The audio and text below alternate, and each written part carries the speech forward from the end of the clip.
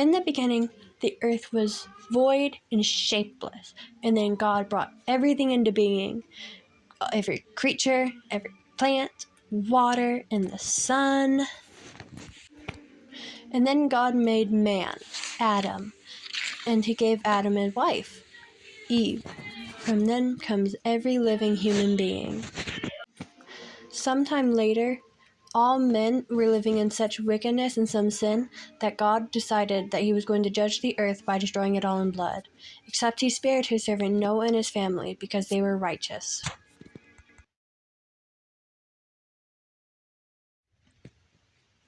Sometime later, God promised his servant Abraham that from him would come a mighty nation.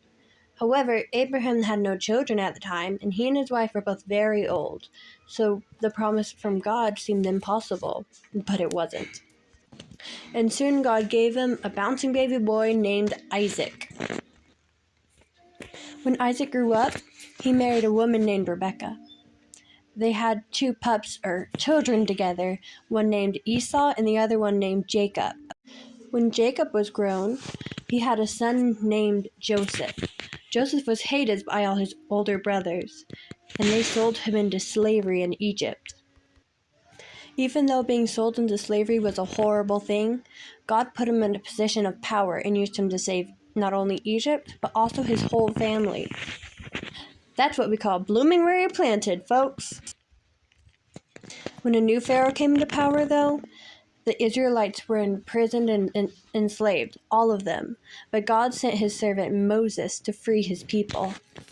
And through patience and plagues, like turning a river into blood,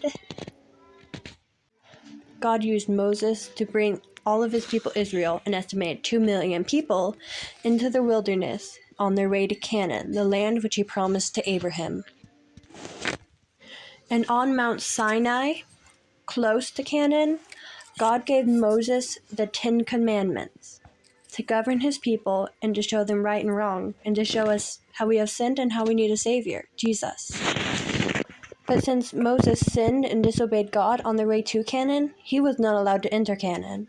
And God told him to appoint Joshua, leader over all of Israel, to bring them into and to claim the promised land. God had Joshua lead Israel into battle with the Canaanites in order to claim the land. The Israelites won, of course, and thus gained the land which God promised to them.